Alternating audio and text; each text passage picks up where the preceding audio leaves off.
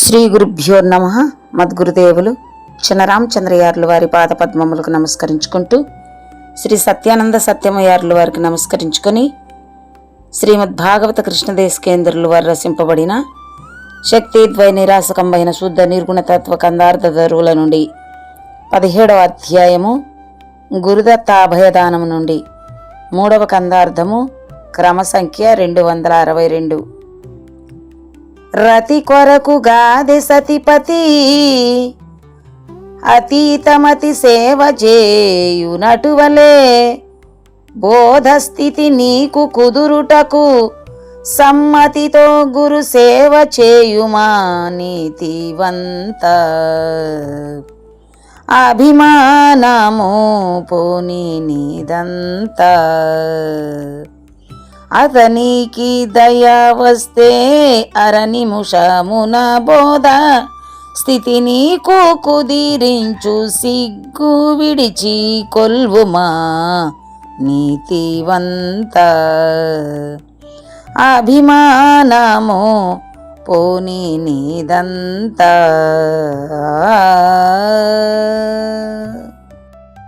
శ్రీ గురుభ్యో నమః. ఆత్మానాత్మరహితం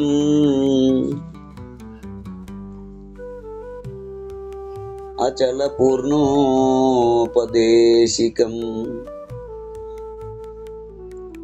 శ్రీ నిశ్చలానంద నారాయణ గురోర్శిష్యం శ్రీశైల వంశాంబుధిరేవ జాతం శ్రీ పరమానంద శంకరేంద్రం గురుం భజామి. మద్గురుదేవులు శ్రీ శ్రీ పరమానంద శంకర నారాయణ స్వామి వారి పాదపద్మములకు నమస్కరించుకుంటూ, శ్రీమద్ భాగవత కృష్ణదేశికేంద్ర ప్రభువులచే విరచితమైన శక్తిద్వయ నిరాసకంబైన శుద్ధ నిర్గుణ తత్వ కందార్థ దరువులు 17వ అధ్యాయము గురుదత్త అభయదానము నుండి ఈరోజు మనము 3వ కందార్థాన్ని విచారించుకుంటున్నాము. అంటే క్రమ సంఖ్య 262. అయితే క్రిందటి కందార్థంలో లజ్జన్ వంచ తగదు, అంటే సిగ్గు ఉంచుకొనదగదు. ఆ భర్త అయినను భార్య అయినను రతి సమయములో ఆ తెగవు చూపించకుండగా, అంటే మనసులో సిగ్గుపడినచో సంతానము కలగదు. ఇది నిజము చూడుము. అట్లే గురు శిష్యులు అబోధ విషయములో సందేహములను సిగ్గుపడి దాచుకొనినచో ఫలితము లేదు. కనుక నీ మనస్సులో ఈ విషయమును ఆమోదించి ఏ ఏ విషయములు అడగవలెనో అవి నన్ను అడుగుము. నిన్ను బోధ స్థితి పొందించుటకై చెప్పి దృఢపరతును అంటూ మనము క్రిందటి కందార్థములో విచారించుకున్నాము. ఇక తదుపరి కందార్థము అంటే 17వ అధ్యాయము గురుదత్త అభయదానంలో 3వ కందార్థము క్రమ సంఖ్య 262. ఈ కందార్థంలో హితోపదేశమును తెలియజేస్తున్నారు. ఎలా అంటే, రతి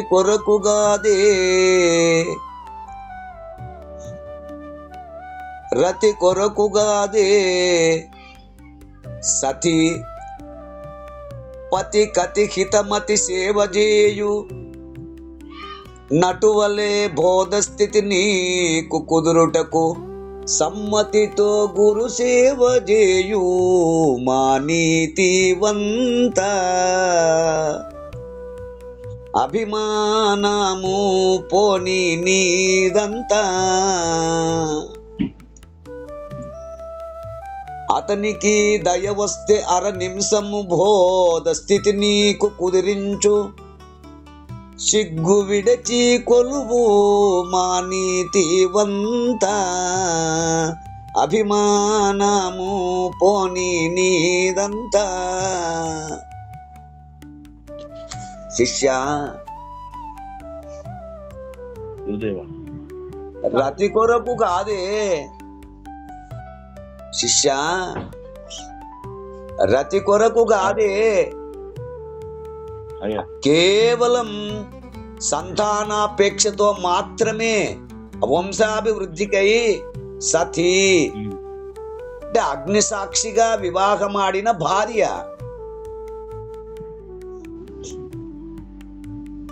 పతికి అంటే దైవ స్వరూపుడైన తన భర్తకు అతి హితముగా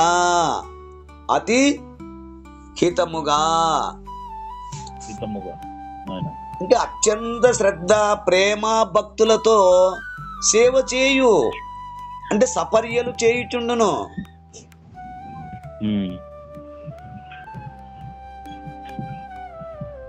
అటువలే ఆ విధంగానే బోధ అనగా పరిపూర్ణ బోధ స్థితి నీకు కుదురుటకు, పరిపూర్ణము ఎరిగి ఎరుకనెరిగి ఎరుకను మానుట అను స్థితి కుదురుటకు సమ్మతితో అత్యంత భక్తి శ్రద్ధలతో సర్వార్పణ భావముతో గురుసేవ చేయుము. గురు ఆజ్ఞాను ప్రకారము 4 శుశ్రూషలు పాటించుము. నీతివంత అంటే చక్కటి జీవన విధానము విచక్షణ జ్ఞానము గలవాడా.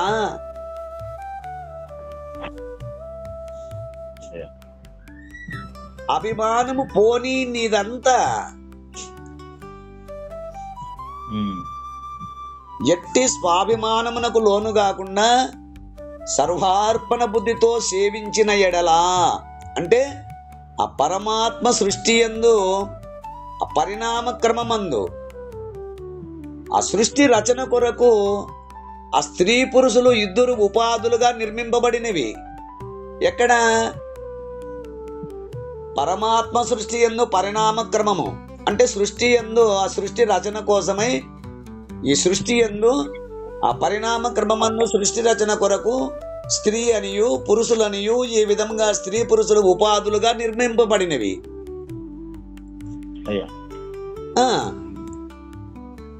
కనుక సప్తధాతుమయమైన శరీరముచే అన్నరూపమైన శక్తి ద్వారా ఈ స్త్రీ పురుషులు ఆ పరిణామ క్రమమునకు కారణమగుచున్నారు. అయితే ఇందులో స్త్రీ ఉపాధి చాలా విలక్షణమైనది.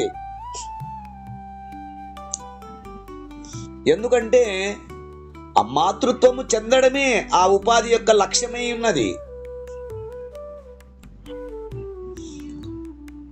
మరి స్త్రీ మాతృత్వము చెందడమే ఆ ఉపాధి లక్ష్యమై ఉన్నప్పుడు ఇది పురుషుని యందలి శక్తి చేతనే సాధ్యము, ఏ ఇతరము చేత సాధ్యము కాదు కదా. ఆ సృష్టి పరిణామ క్రమమునకు అది పురుషుని యందలి శక్తి చేతనే సాధ్యము. స్త్రీ మాతృభావము చంద్రుడయ్యే ఉపాధి లక్ష్యమై ఉన్నది. కనుక ధర్మశాస్త్ర ప్రకారము అగ్ని సాక్షిగా వివాహమాడిన భార్య ఆ వివాహమనే సంస్కారము ద్వారా ఆ దైవ స్వరూపుడైన తన భర్తకు అత్యంత శ్రద్ధ ప్రేమ భక్తులతో ఆ సపర్యలు చేయుచుండును.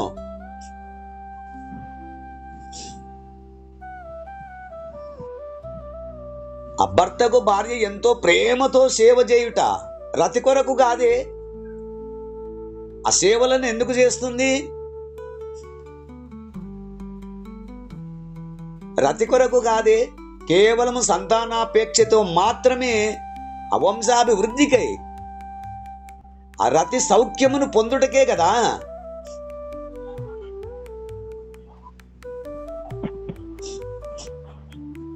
భర్తనే ఆశ్రయించి ఉండి అతని ప్రేమ వాత్సల్యముల ద్వారా సంతానవతి కాగలుగుటకు ఏ ప్రయత్నములు చేయుచుండునో అందుకు అవసరముకు విధి విధానము నెట్లు పాటించును. ఆ విధంగానే పరిపూర్ణ బోధ అత్యంత రహస్యమై ఆ గురు శిష్య న్యాయమందు గురు కృప ద్వారా మాత్రమే సాధించవలసి ఉన్నది. అందుకై ఆ శిష్యుడు ఆ భార్య సంతానము వంశాభివృద్ధి కోసమై ఆ రతి కొరకు ఏ విధంగా సంతానాపేక్ష మాత్రము రతి సౌఖ్యమును పొందుటకే కదా. ఆ విధముగా ఇక్కడ కూడా గురు శిష్య న్యాయముగా గురు కృప ద్వారా మాత్రమే ఈ అత్యంత రహస్యమైనటువంటి అంటే పరిపూర్ణ బోధ అత్యంత రహస్యమై ఉన్నది గనక గురు శిష్య న్యాయమందు గురు కృప ద్వారా మాత్రమే సాధించవలసి ఉన్నది. అందుకై శిష్యుడు సర్వార్పణ భావముతో గురువును ఆశ్రయించి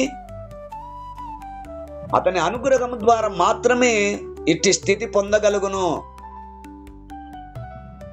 కనుక అట్లే నీకు బోధ స్థితి కుదురుటకు మంచి మనస్సుతో గురుమూర్తికి అనేక విధములుగా సేవ చేయవలను సుమా.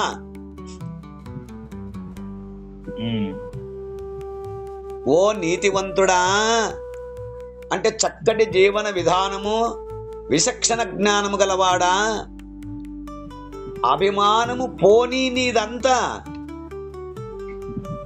ఎట్టు స్వాభిమానమునకు లోను కాకుండా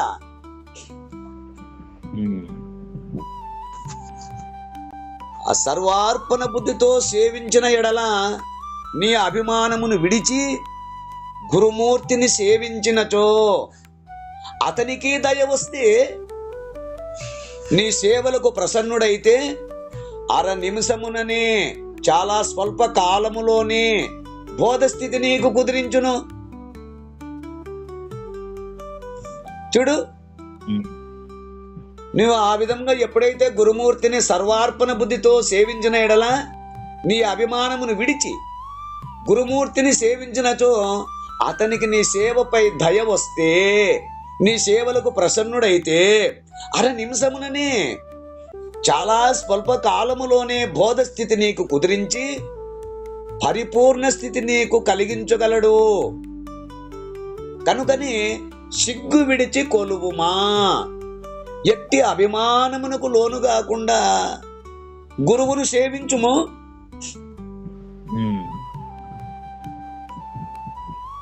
అట్టి గురువు అనుగ్రహముచే తక్కువ కాలములోనే అత్యంత కష్టమైన పరిపూర్ణ స్థితి పొందగలుగును.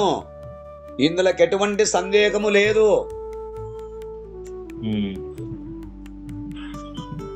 అతనికి దయగలిగినతో ఒక క్షణ కాలములో బోధ స్థితి కుదిరించును గనుక సిగ్గు విడిచి గురుమూర్తిని చక్కగా సేవించుము.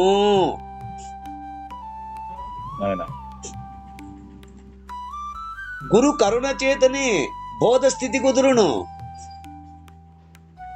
అయితే గురు కరుణ రెండు విధములు. గురు కరుణ అనేది రెండు విధములు. ఒకటి మానస గురు కరుణ. మానస గురు కరుణ అనగానేమిటి అంటే మానస గురు కరుణకు సేవ చేస్తే గురుమూర్తికి తగిన సేవ చేసినచో గురుమూర్తికి కరుణ కలిగి బోధ స్థితి కుదురుటకు శిష్యుడు ఆచరించవలసిన ధ్యానాది విషయములు ఆ బోధ యొక్క మర్మము ధర్మములు దాచకుండగా నీకు తెలియపరచును. మానస గురుమూర్తి అంటే ఎవరు అంటే నీకు మంత్రోపదష్ట చేసినటువంటి మంత్రోపదష్ట అయినటువంటి గురుమూర్తి, కారణ గురుమూర్తి, నీ ఎదుట ఉండి నీతో మాట్లాడేటువంటి గురుమూర్తి. ఆయనకు సేవ చేసి దయగలిగితే ఈ రహస్యములన్నీ తెలియజేయను. ఇక రెండవ గురువు ఎవరు అంటే అఖండ గురువు. రెండవ గురువు అఖండ గురువు ఇక్కడ. అయితే అది మనలోని జ్ఞాన స్వరూపమే. ధ్యానముచే జపము చేత చక్కగా సేవించినచో గురు కరుణ ఏర్పడును. అందుకని అక్కడ ఆ సహస్రనామములలో ఇంకా అష్టోత్తర నామములలో కూడా ఆ విష్ణు సహస్రనామములలో తెలియజేస్తారు. అష్టోత్తరాలలో కానీ సహస్రనామములలో కానీ తెలియజేస్తారు. పుండరీక మధ్యస్థం మన పూజా విధానములో కూడా ఉన్నది, గురు పూజా విధానములో కూడా ఉన్నది. పుండరీక మధ్యస్థం సకలాంనయ సంస్థితం అన్నట్లుగా ఈ గురుమూర్తికి దయగలిగినచో అంతఃకరణమైన అవిద్యను భస్మం చేయును. ఇక అవిద్య పోయినచో అందలి ప్రతిబింబిత చైతన్యము కూడా పోవును. ఇదే ఎరుక రహితము, ఇదే ఎరుక రహితము. పరిపూర్ణ బోధ స్థితి ఇది ఒక్క క్షణ కాలములో జరిగే పని. అయితే బోధ మర్మ ధర్మములు తెలియుటకు మానస గురు కరుణయు, అయితే బోధ మర్మ ధర్మములు తెలియుటకు మానస గురు కరుణయు, బోధ స్థితి కుదురుటకు అఖండ గురు కరుణయు రెండు అవసరము.